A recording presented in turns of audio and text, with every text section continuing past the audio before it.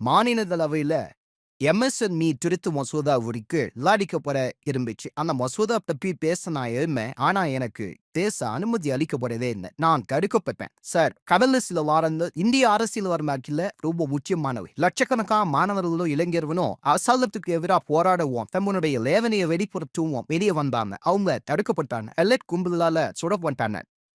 அப்புறம் அரசாங்கத்தால தாக்குதல் உண்டாக்கப்பட்டான். அப்படி இருந்தும் அவங்க ஜெயிச்சாங்க. மேலோட்டமா பார்க்கையில கேரு வினாத்தால் கசிவுக்கு எவனா இளைஞர்கள் போராடினது போன தோன்றினாலோ அவங்க தாக்கப்பட்டோ சுடப்பட்டோ மூச்சு திணறியது வரவும் தோன்றல. ஆனா உண்மையில இளைஞர்கள் தங்களுடைய எதிர்காலம் பத்தின வேதனை அப்புறம் வேர்த்தியோட காரணமாகவே போராடினாங்க. உண்மையில இளைஞர்கள் வேலை வாய்ப்பு, வருமானம் அப்புறம் முன்னேற்றத்துக்காக போராடிக்கிட்டு இருக்காங்க. எம்எஸ்எம்இகள் இந்தியாவின் இளைஞர்களுக்கு நம்பிக்கை ஊட்ட ஒரு மந்திர வேலை வாய்ப்பு மசோதாவா அமைந்திருக்க கூடும். நமக்கு தேவைப்பட்டது முன்னில் எம்எஸ்எம்இ துறையோ கட்டமைப்பு அளவுல துணிச்சலா மாற்றி அமைக்கிறதா. அதுக்கு பிறந்தா இந்த எம்எஸ்எம்இ திருத்த மசோதாவின் மூலம் நமக்கு கிடைச்சிருக்கிறது இனத்தான் கசிவு தடுப்பு மசோதா போல ஒரு தற்காலிக தீர்வு அல்லது மேலோட்டமான ஒரு நடவடிக்கை மட்டுமா. சார், இந்தியால சுமார் 8 கோடி எம்எஸ்எம்இகள் இருக்காங்க அப்படின்னும் இதுவே உலகத்துல ரொம்ப பெரிய எண்ணிக்கை அப்படின்னும் அரசு ரொம்ப பெருமையா சொல்றாங்க. இது வெறும் புள்ளி விவரம் மட்டும் இல்ல, உத்தியம் அப்படிங்கிற அந்த தளத்துல பதிவு செய்யப்பட்ட தனித்துவமான ஒரு அடையாளம் கொண்ட ஒரு உண்மையான நிறுவனங்கள் தான் இந்த நிறுவனங்கள்.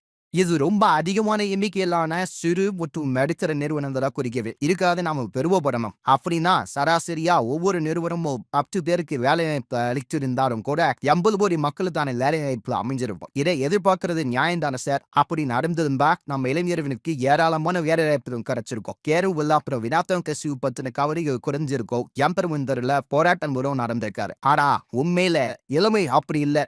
ஏன் அமைச்சகத்தோட சொந்த அறிக்கையை இந்தியாவுடைய எல்லா எம்எஸ்எம்இகளும் எமெஞ்சு மொத்தம் 35 கோடி பேருக்கு மொத்தமா வேலை வாய்ப்பு கொடுக்கறதா சொல்லுது. அதாவது ஒரு நிறுவனத்துக்கு சராசரியா 5க்கும் குறைவானவங்க தான் வேலை செய்யறாங்க. இதை நாம கவனமா சிந்திச்சு பார்க்கணும். உலகத்தோடைய மிகப்பெரிய எம்எஸ்எம்இ துறையா கருதப்படுற இது நம்ம இளைஞர்களுக்கு அர்த்தமுள்ள வேலை வாய்ப்பு வழங்குறதில்லை. ஒரு பேர் வினாத்தான் கசிந்தா லட்சக்கணக்கான மாணவர்கள் வீதிக்கு வராங்க.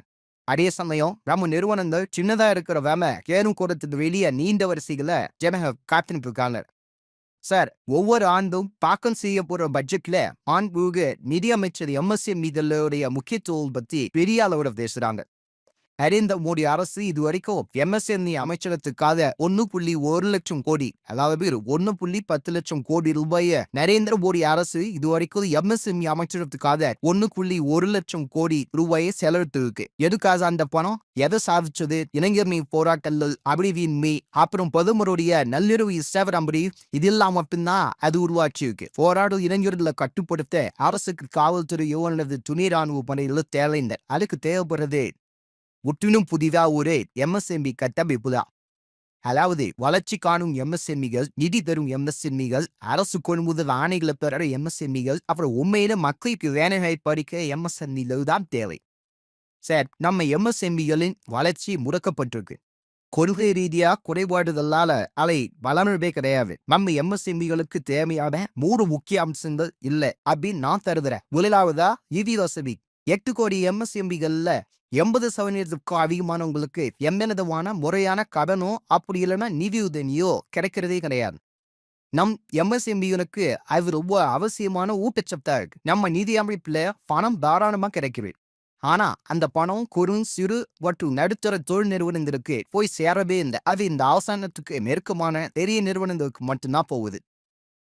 அடுத்ததா எம்எஸ்எம்இகள் தயாரிக்கிற பொருட்கள் அப்புறம் சேவைகள் கொள்முதல் ஆணைகள் மிகப்பத்தின விஷயம். எல்லா அரசு கொள்முதல் ஆணைகள் இன்னும் 4 பங்கு எம்எஸ்எம்இகளுக்கு மட்டும்தான் கொடுக்கப்படுது அப்படின்னு சொல்லி மாண்புமிகு நிதி அமைச்சர் பெருமையா அறிவிக்கிறாங்க. அது ஒரு நல்ல கொள்கைதான். ஆனா இதுல எத்தனை எம்எஸ்எம்இகளுக்கு பயன் கிடைக்குது அப்படிங்கிறதான் கேள்வி. பதிவு செய்யப்பட்ட 8 கோடி எம்எஸ்எம்இகள்ல 99.75 நிறுவனங்களுக்கு, திரும்ப சொல்றேன், 99.75% நிறுவனங்களுக்கு எந்த ஒரு அரசு கொள்முதல் ஆணையும் கிடைக்கவில்லை. இது அமைச்சகத்தோட சொந்த அறிக்கையிலேயே குறிப்பிடப்பட்டிருக்கு. பெரும்பான்மையான எம்எஸ்எம்இகளுக்கு நம்ம அரசாங்கத்தாலேயே ஆணைகள் கொடுக்க முடியாம போச்சுன்னா அவங்க எப்படி வளர்ச்சி அடைஞ்சு அந்த மக்களுக்கு அதிக வேலை வாய்ப்பு எப்படி கொடுக்க முடியும்? எம்எஸ்எம்இகள் வளர்றதுக்கு தேவைப்படுற 3வது அம்சம் பேண்டமிக் அஞ்சாம வளர்றதுக்கான சுதந்திரம் தான் தேவை.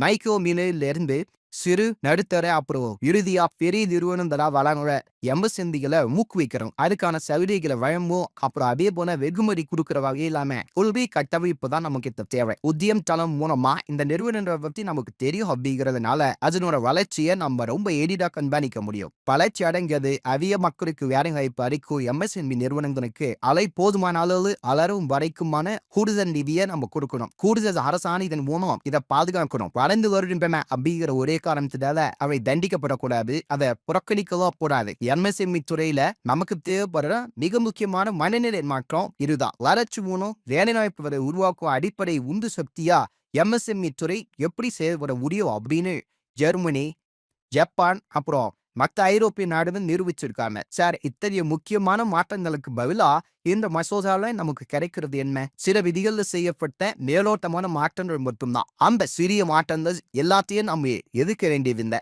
அந்த மசோதா உத்தியம் அமைப்புக்கு சட்டப்பூர்வ அங்கீகாரம் அளிக்கிறது. அது வரவேற்கத்தக்கது. உரிய நேரத்துல பணம் செலுத்தும் முறையை மேம்படுத்துவதா உறுதியளிக்கிறது. அதுவும் வரவேற்கத்தக்கதுதான். ஆனா நம்ம எதிர்க்க வேண்டிய நானும் எதிர்க்கிற ஒரு எதிர்மறையான மாற்றம் என்ன அப்படின்னா எம்எஸ்எம்இகளை மைக்ரோ, சிறு அப்புறம் நடுத்தரம் அப்படின்னு அமைப்படுத்துற அதிகாரம் நாடாளுமன்றத்துல கட்டுப்பாட்டிலிருந்து அரசின் கட்டுப்பாட்டுக்கு மாற்றப்படும். அதாவது இந்த அமைப்பாட்டை ஒரு அரசு ஆணையின் மூலம் மாற்றி அமைக்க முடியும். நாடாளுமன்ற உறுப்பினர்களாகிய நாங்க இதை நிச்சயமா எதிர்க்க வேண்டும். நம்மளோட எதிர்காலத்து மேல நம்பிக்கை இழந்து லேக் அடைந்த இளைஞர்கள் அப்படிங்கிற ஒரு எரிமலை மேல உட்கார்ந்து இருக்கு. அந்த எரிமலையிலிருந்து வெளியேறதுக்கான வழி தள்ள துப்பாக்கி உந்துதல்.